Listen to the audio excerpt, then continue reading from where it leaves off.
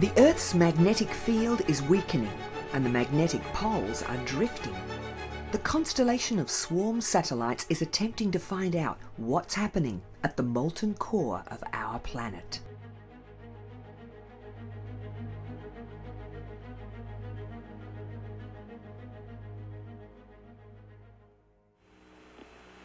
Gemini 7, are you able to see in the windows of 6 very easily and vice versa?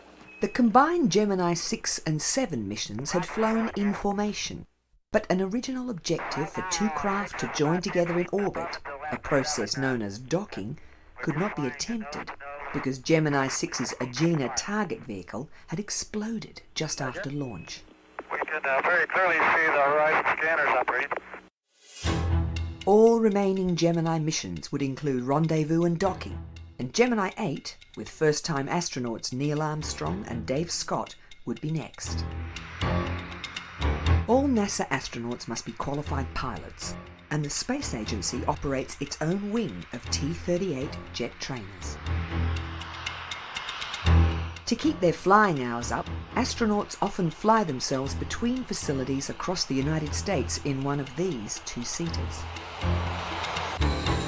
Elliot C. and Charles Bassett, the astronauts slated to fly Gemini 9, died in poor weather conditions when their T-38 crashed into a building at the McDonnell Aircraft Plant in St. Louis. They were going to inspect their spacecraft. Gemini 9 would become Tom Stafford and Gene Cernan's mission.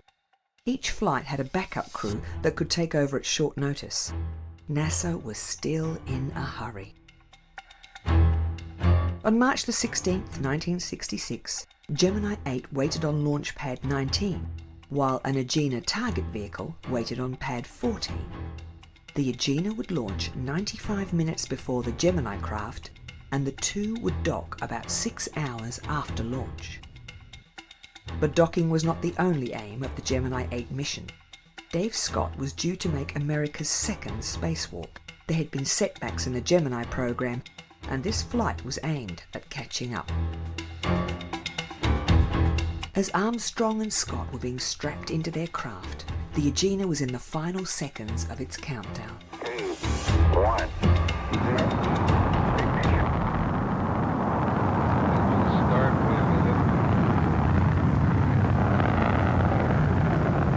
Mission controllers' faith in the Agena had been shaken after the previous vehicle had blown up at the ignition of the second stage. But soon after its launch, there was confirmation that this Agena would be waiting correctly in orbit when Gemini 8 arrived.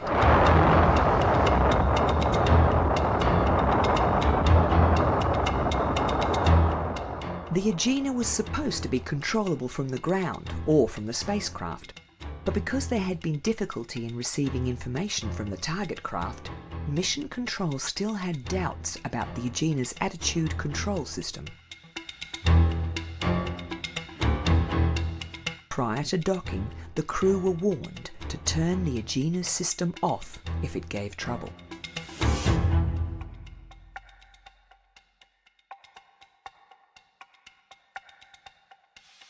The docking manoeuvre went so smoothly that ground crew were at first uncertain that it had really happened.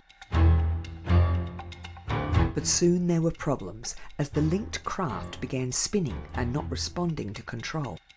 Immediately, Armstrong undocked, but the spin got worse with the astronauts in danger of passing out. They initiated an emergency return to Earth. Later analysis exonerated the Agena, revealing that one of the Gemini craft's thrusters had remained stuck on. The flight had lasted less than 11 hours. The two craft had only stayed docked for 30 minutes, and there had been no spacewalk. Yet mission planners noted the calm and professional way that Armstrong had handled what could have been a tragedy.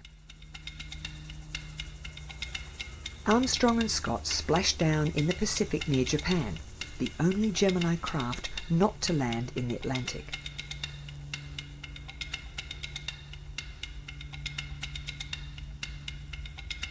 After the failure of the Atlas Agena target vehicle for the original Gemini 6 mission, Its makers were relieved that it had performed well for the Gemini 8 mission. Some said difficulties had been due to the mix of different companies building the thing, with Convair making the Atlas first stage, Lockheed making the upper Agena stage, and McDonnell responsible for the docking adapter. In May 1966, GATV-9 was prepared for launch. It would be Gemini 9's docking target.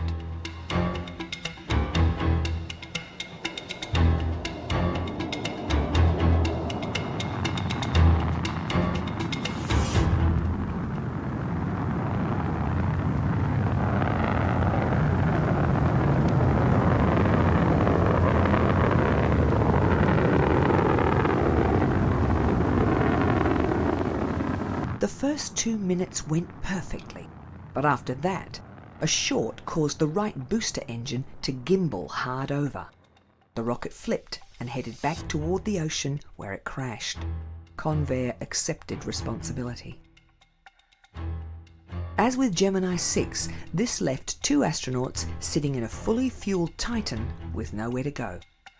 Tom Stafford, who'd been involved in 2 on-pad aborts with Gemini 6, and now this with Gemini 9, was nicknamed the Mayor of Pad 19. But this time a standby docking vehicle was available.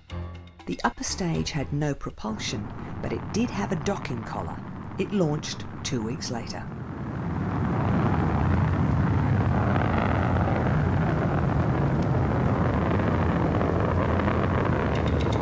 Gemini 9, now renamed Gemini 9A, was to follow shortly. But 3 minutes before the scheduled blast-off, ground computers lost contact with the Gemini computers. With only a 40-second window, the launch was scrubbed.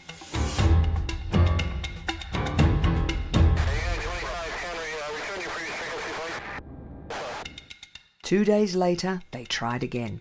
This would be the 6th time Commander Stafford had been strapped in, with only 1 mission completed.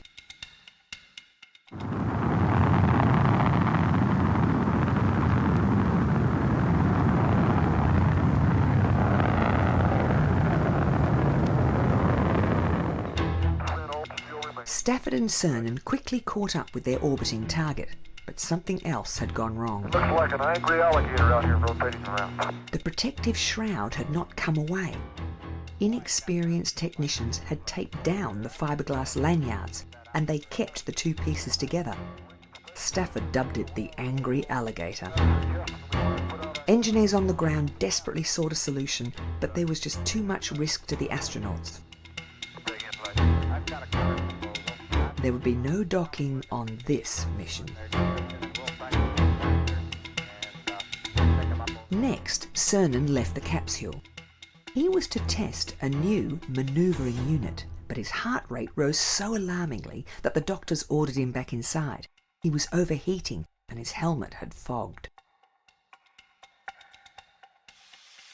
John Young would command the next mission, Gemini 10.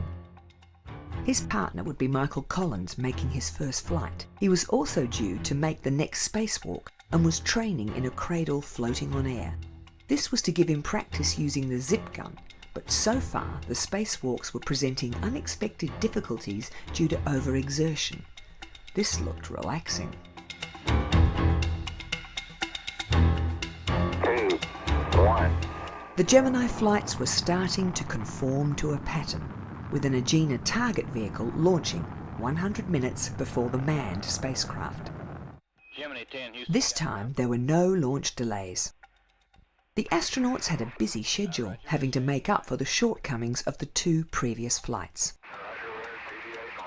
The Agena was waiting for them exactly as intended. Rendezvous was now becoming routine. Young and Collins caught up with it, and after almost 6 hours they had docked. Gemini 10 used an 80-second burst from the Agena's engine to boost them to a higher orbit, where they visited an Agena from the Gemini 8 flight. Their rendezvous and docking exercises had gone well, but activity outside the spacecraft had still been difficult, with the inflated spacesuit limiting movement and important equipment being lost. On the following Gemini 11 flight, Richard Gordon also had great difficulty performing effectively outside the craft. NASA came up with a new training technique, one that they use to this day. Scuba diving had been seen as good training for fitness and regular breathing. Now they'd built a mock-up of the Gemini-Agena combination in a high school swimming pool in Baltimore.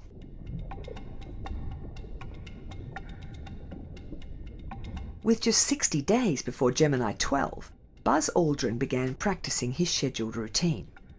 In addition to his spacesuit, he carried 28 kilograms of lead to give him a neutral buoyancy. A clip-on tether was designed to solve the problem that previous astronauts had had just staying in one place. Detailed feedback from Aldrin helped engineers position handholds to make extravehicular activity, EVA, more precise. November the 11th, 1966, and the pad crew were all there for the final Gemini mission. Commander James Lovell and his pilot Buzz Aldrin arrived at their rocket with placards on their backs saying, "The End." Many of the team wishing them farewell had spent years on this project. There had been a suggestion that Gemini 12 should be delayed to coincide with the first launch in the Apollo series, but delays with the new spacecraft and its giant booster made this unfeasible.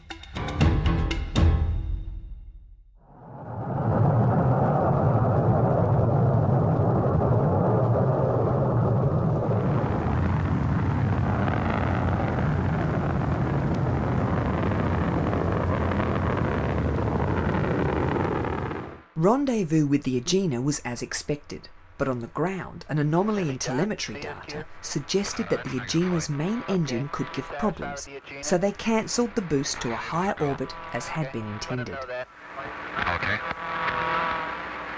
Gemini 12, CSQ. Lovell docked the two craft. Roger, thank you. The next day, when Aldrin opened the hatch and moved outside, everything was different. The handrails made an immense difference.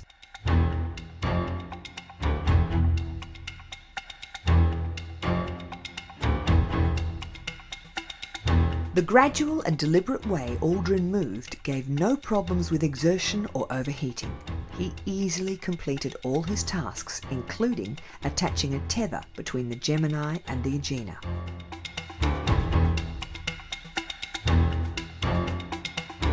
When the spacecraft undocked, they remained connected. This is a technique NASA wanted to test, but it has not been used since.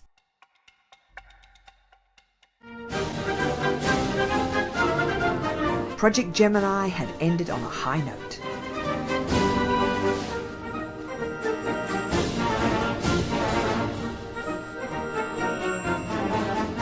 Jim Lovell had set a new record for the most hours in space, and his pilot, Buzz Aldrin, had more EVA hours than anyone else. The Gemini missions had achieved all they had set out to do. But ahead, there was an even bigger goal, and a much bigger rocket was being developed to make it happen. Nobody realised just how difficult the next stage would be.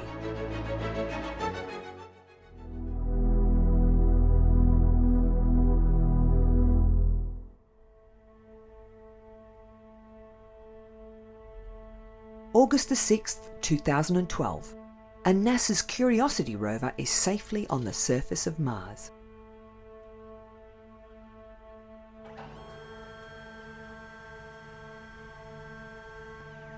Early weeks were devoted to reprogramming the rover and calibrating its suite of instruments. The rover had landed in Gale Crater, a scar left after a meteor impact more than 3 billion years ago. Gale Crater had been chosen because it shows signs that water had once been present. Curiosity is focused on water and its effect on the early years of the red planet, particularly whether it could have supported life.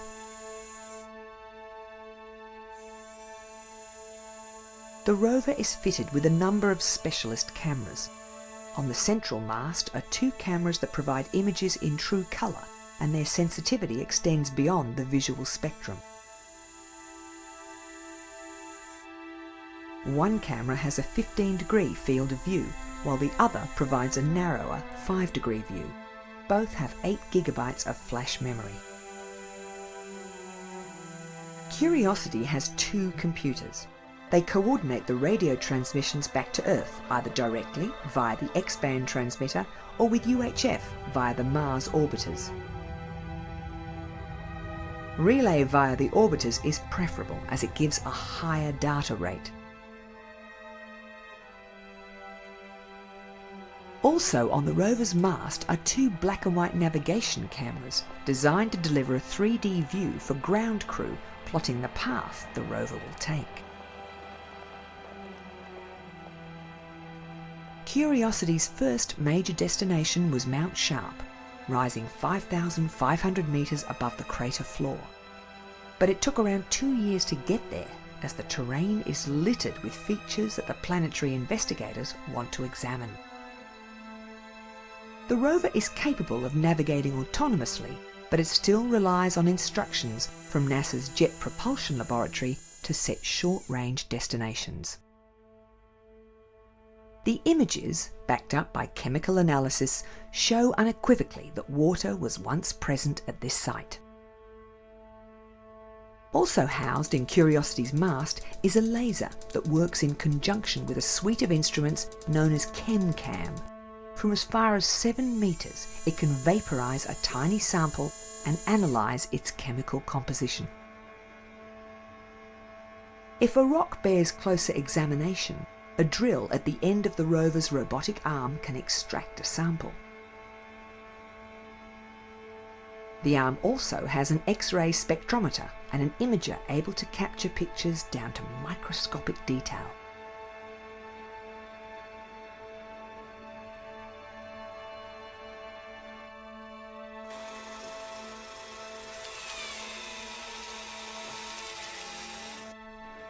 Powder extracted from the rock is poured into the aperture of the ChemMin instrument.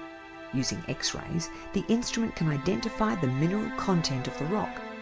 The first samples that Curiosity tested revealed sulfur, nitrogen, hydrogen, oxygen, phosphorus and carbon.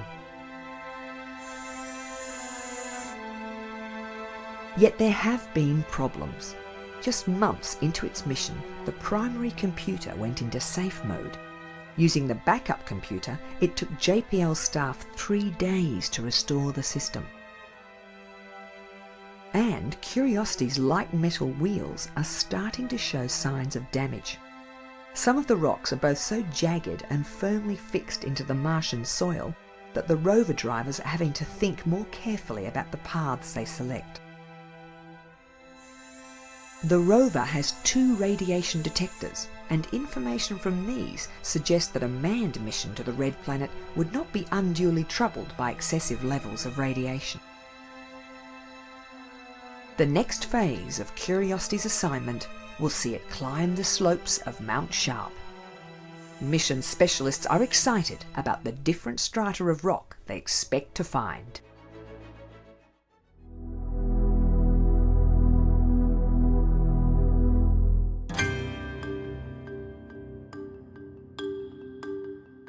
A stream of charged particles emanates from the Sun.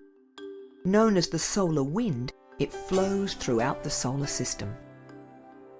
During extreme solar activity, coronal mass ejections bombard the planets. The Earth is largely protected by its magnetic field, but at polar regions, where the magnetic field lines converge, charged particles can spiral down and interact with the upper atmosphere, manifesting as auroras. We know from the Earth's geological record that the poles flip unpredictably from between 100,000 to 50 million years, and over the past 150 years, the Earth's magnetic field has declined in intensity by about 15%. To find out more about our planet's fluctuating magnetic field, the European Space Agency launched a trio of magnetic observation satellites known as SWARM. The 3 identical satellites measure both the strength and direction of the Earth's magnetic field as it continues to evolve. An hour after launch, they each deployed a magnetometer positioned at the end of a boom to isolate it from any stray fields generated by the satellite's electronics. Called Alpha, Bravo and Charlie, the trio were accurately delivered to north-south orbits at a height of 490 kilometres. The oscillations of the boom would take several minutes to stabilise. Over time, Alpha and Charlie will follow the same path, and their orbits will be allowed to decay. Bravo will maintain its launch altitude, but it's gradually drifting to a different orbital plane. This will allow researchers to gain a 3-dimensional view of the magnetosphere. Though most of the Earth's magnetic field is generated by movement within the molten iron core, some magnetism is retained in areas of rock, and saltwater currents in the oceans also contribute. The SWARM satellites will enable researchers to build a dynamic map of the planet's interior. They want to understand why the magnetic field is diminishing and why the Earth's magnetic poles are drifting. 780,000 years ago, the magnetic poles flipped, and researchers want to know whether the present fluctuations are symptoms of the approach of another field reversal. A weak area in the magnetosphere above the South Atlantic allows the solar wind to penetrate to lower altitudes. More satellites fail passing above this region than at any other place. The knowledge gained from SWARM has implications beyond sensitive electronics. Continued weakening of the magnetic field will allow more solar radiation to reach the Earth's surface, with implications for all living things.